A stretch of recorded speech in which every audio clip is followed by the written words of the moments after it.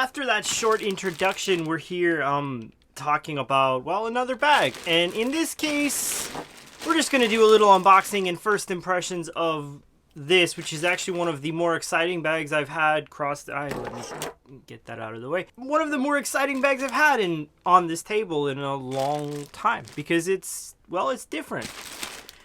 Most GORUCKs are like basically the same, right? Like you have a GR1 and then all of the GR1s other than that are basically the same. You have a GR2 and all of the other GR2s are basically the same.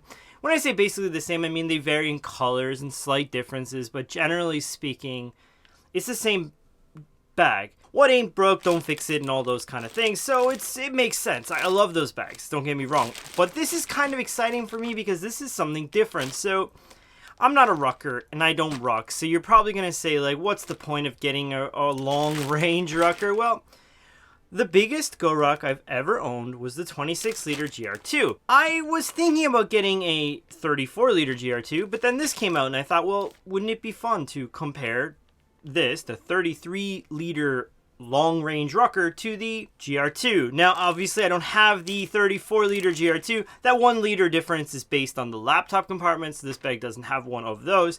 But for me, since I can generally travel at around 30 liters, I'm assuming that this might work great for me, but I guess we're going to have to find out. So, without further ado, comes in this plastic bag. You can see, I'm just going to rip that open. Still working on the lighting in this room, so bear with me, but, you know, we're going to soldier on. We're going to get through. Now, one thing I have noticed is no sticker in the box, which is different. There's more plastic. Obviously, as you can see, this is the Coyote colorway, and I think it looks great in this Rucker. I love the kind of the way that this reflective strip works with the Coyote. I think it looks great. Almost all of my GORUCKs are black, so I thought it'd be cool for a slight departure here on this one. Now, this is made in Vietnam, so that's something that, if that's something that bothers you, maybe you can turn off the video, or you can listen to what I have to say going forward, because for me, the GORUCK bags made in Vietnam lately especially have been made absolutely impeccably. I mean, in some cases, even better than the USA-made bags. Sorry, GORUCK, but it's kind of true from the bags I've seen recently. Now, as I mentioned before, this is the 33-liter version of the Rucker.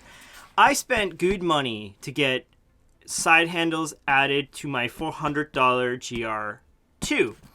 This Long Range Rucker comes with side handle here, one on the bottom which I didn't get added, another one on the side, and another one here on the top. Well, I mean, they're not side handles on the bottom and the top, but you get the point. There are handles. This is based on the GR2. So basically what you have here is this section, which is your main compartment. Then you have a front compartment on the front, which kind of serves as an admin panel. Now for travel, I think that's quite a cool setup because you can put your tech and all your daily carry stuff in the front, whereas in the back, you can put your clothes and those particular things. Now you'll see things like drain holes here and a drain hole here. This is related to the rucking aspect of this, where if the bag gets wet, the water will drain out and all those things. One, you can buy plugs for these if they bother you that much. For me, it's like, I can't imagine a moment where I would set my bag down in the rain, especially with all these handles. That was kind of a lame one, but you get the drift. One of the things that differentiates the Rucker, well, other than the fact they include this sternum strap, which is really nice, thank you, is this back panel. Now, on this particular bag, the Rucker and all of the Ruckers since the 3, this would be considered a 4, I believe, you get this 210D back panel, which differs greatly from the 1000D you see here on the strap. Now that continues over on the back of this. This is so that the bag rides more comfortably on your back. For me, this is one of the best kind of 1-2 punches there is in this kind of game, because I love the idea of 1000D. I love the way 1000D feels. For me, I just like it better than 500D in most cases. And the longer I've been in this, the more I felt that. I like the way it feels. That said, I don't like the way it feels on my back or my shoulders. I haven't seen it really hurt my clothes, but then again, I don't wear nice enough clothes to tell, but it's always in the back of my mind. This 210D feels great. It's a little slippy, so it's good that they include the sternum strap because it stops it from sliding around. There's also lumbar support, which you can see down here. Now this kind of sticks out from the back here. This is definitely more comfortable for me, although I found GORUCK bags to be comfortable in general. This on the Rucker 3.0, which I have, was very comfortable in use, and I did notice it when I was going away from it. Other than that, the bag is very similar. You can see the straps here feel exactly like they would on a GORUCK. On the front here, you have 4 rows of PALS webbing. It's not technically PALS. It's, I guess, some type of MOLLE. They call it MOLLE because it's not PALS. This is new. That's a very cool patch. I don't know if that's the one they're shipping with the bag in general these days, but it looks great. Matches this, like, excellent. I'm like, woof, super impressed. Now, if we get into the bag, it's going to look similar to a GR2. At least that is my my thought about it. Now, this is a Long Range Rucker. The Rucker 4 actually ditched all these zippers. I'm glad they kept it on this one because I think without the zippers, with some Velcro, it would kind of bother me. One of the things I like about the GR2 like layout is that the things that you have that are bulky inside here don't kind of reach this front pocket. So this front pocket ends up being a lot more usable on these bags. Zipper is smooth. So there's that. Now this front compartment, there are number 10 YKK zippers here on the front. It opens clamshell like so. Well, basically this is the GR2. I mean, that's exactly what I'm seeing here. Now, first thing I'm going to talk about is oftentimes lately on the Vietnam versions, or at least at some point, the Vietnam version mesh felt a little bit kind of chintzier than the American mesh. This mesh feels really nice. Feels good.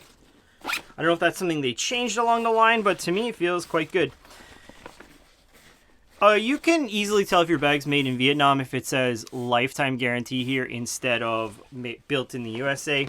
I believe it says like made in Vietnam somewhere in the bag. Generally they put it on the inside down here. I mean, it would be kind of cool if they just wrote it here, I think. But, you know, it is what it is.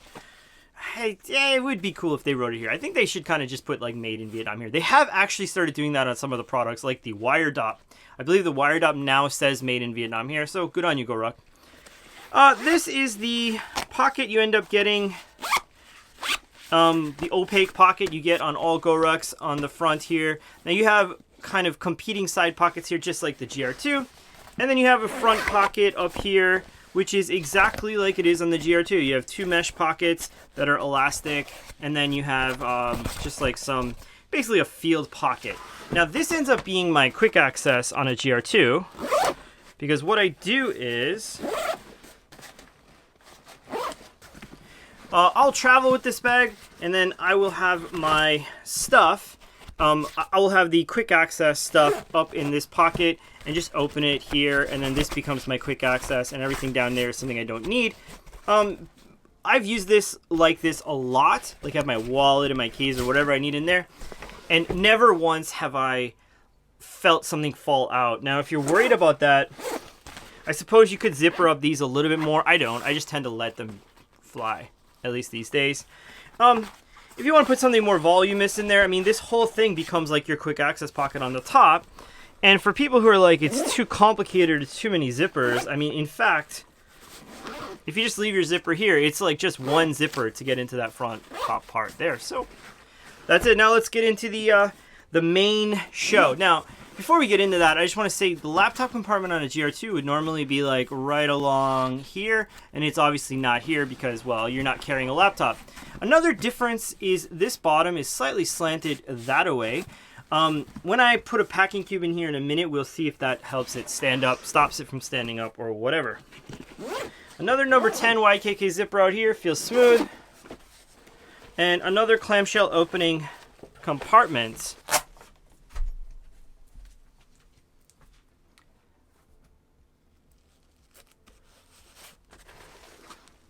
As you can see here, this plate pocket, which is for, well, plates, like weight plates, GORUCK sells them for their rucking, takes up a sizable amount of space in this main compartment.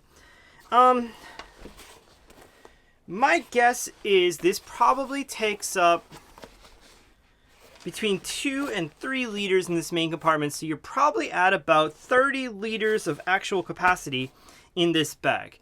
Now it's heavily padded, there's padding everywhere, and it feels hella robust. So, oh my god, that's a lot of Velcro.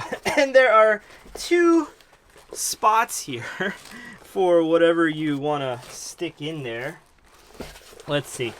So this goes, okay, so both of them stop right about here. So I want to just test something. Now this one, so this one only goes to right here. So let's do a little test. So this is a 15.6-inch laptop, and that fits absolutely perfectly. Like, I mean perfectly, with about that much room to spare in the back, in that back compartment. So that's 1 star. Now, say if you have an iPad. So this is an iPad mini for argument's sake, and that fits perfectly fine in this front compartment here, and I can say, honestly, definitely an iPad Pro would fit in there, no problemo. Now let's leave them in there so I can... I'll tell you one thing, they are protected. This is the most intensely protected laptop in the history of laptops. Like, holy cow. Like, look at that. Now, this might bother some people here. So what I would probably do if it were me is I would get some silencer for this, which is basically just loop and stick it on. And I would just tuck it in behind here, which is more than easy enough to do. Basically, you just get this side, which you can order wherever. Stick it on the back of this guy, and you can just stick it in behind. Or if it doesn't bother you, you could just leave it there and kind of go with that every once in a while. Now, getting your laptop in and out, let's see. So I do this thing normally where if I just, let's just see. See if you just kind of give it a little pull. Like a little pull like that, your laptop is easy to get in and out, honestly. So... yeah, there is no problem there at all. I am shocked that that was as easy as it was. Okay, now I'm only going to pack out the bottom here because I just want to see if it's going to close. But that is the packing cube I would normally take when I travel with my GR2.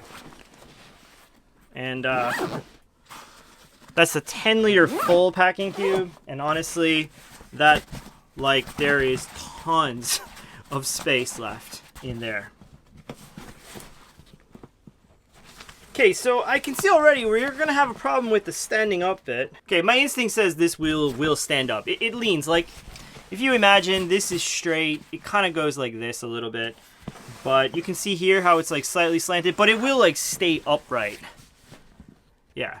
Oh yeah, it's like no problem. It'll stay upright, no problem at all.